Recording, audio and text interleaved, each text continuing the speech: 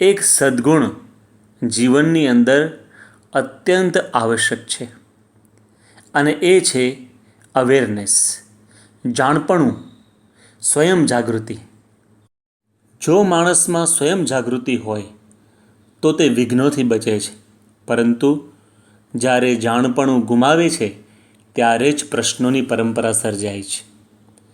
આપ express highway પર ગાડીમાં જતા હો ત્યારે એક સૂચના તમે અવશ્ય વાંચી હશે: સાવધાની હટી, દુર્ઘટના ઘટી. સાવધાની એટલે સતત સાવધાન રહેવું, સતત જાગૃત રહેવું. એ જો ન હોય તો દુર્ઘટના ઘટે જ છે, ન કેવળ હાઈવે પર પરંતુ આપણી જીવનયાત્રામાં પણ અનિચ્છનીય દુર્ઘટનાઓ સર્જાય છે. અને આ વાતને સમજવા 3 ડિસેમ્બર 1984ના રોજ બનેલી એક ઘટનાને અવશ્ય યાદ રાખવી જોઈએ. મધ્યપ્રદેશ રાજ્યના ભોપાલ શહેરની અંદર એક અમેરિકન કંપની યુનિયન કાર્બાઇડના જંતુનાશક દવાઓના પ્લાન્ટમાં જે રસાયણ હતું તેમાં ક્યાંકથી પાણી પ્રવેશી ગયું અને રાસાયણિક પ્રક્રિયા થવાથી, એટલે કે કેમિકલ રિએક્શન થવાથી એ ટાંકીમાં નવો ગેસ ઉત્પન્ન થયો, જેનું તાપમાન 200 ડિગ્રી સેલ્સિયસ થઈ ગયું અને રાત્રે ટાંકીનો વાલ્વ ફાટ્યો. ઝેરી ગેસ આખા શહેરમાં ઝડપથી ફેલાવા લાગ્યો અને 30,000 માણસો મૃત્યુ પામ્યા.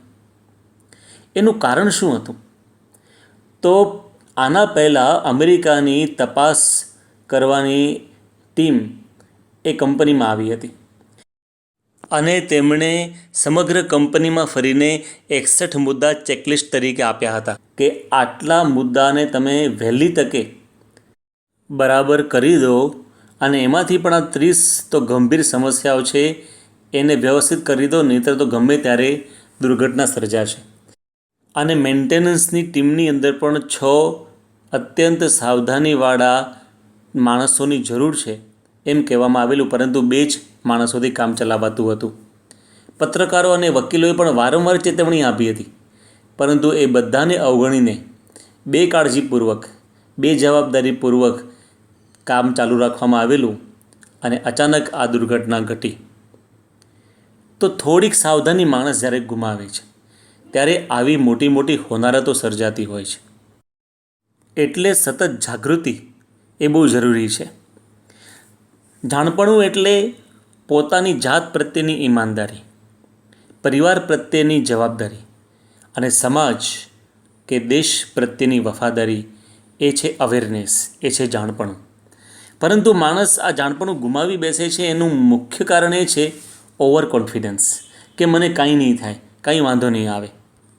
અને આવા જ વધુ પડતા આત્મવિશ્વાસને લીધે ટાઇટેનિક સ્ટીમરની અંદર 1513 માણસો મૃત્યુ પામ્યા હતા.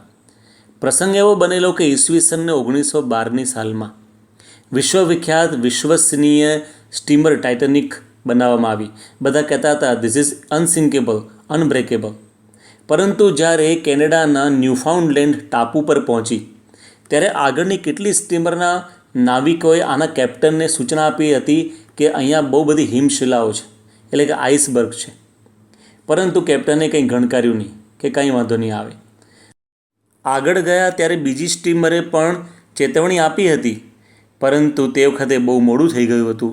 ટાઇટેનિક સ્ટીમર એ હિમશિલાઓની વચ્ચે ઘેરાઈ ગઈ હતી અને અચાનક એક હિમશિલાએ ધક્કો માર્યો અને 300 ફૂટ લાંબો ચીરો પાડી દીધો. સ્ટીમરના 2 ટુકડા થઈ ગયા ને 1513 માણસોએ જળસમાધિ લીધી.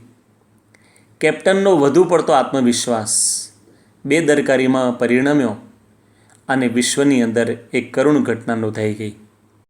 હા મિત્રો, જ્યારે માણસ જાણપણું ગુમાવે છે ત્યારે પોતાને તો નુકસાન થાય જ છે, સાથે સાથે કુટુંબ, પરિવાર, સમાજ અને દેશને પણ ખૂબ નુકસાન થાય છે.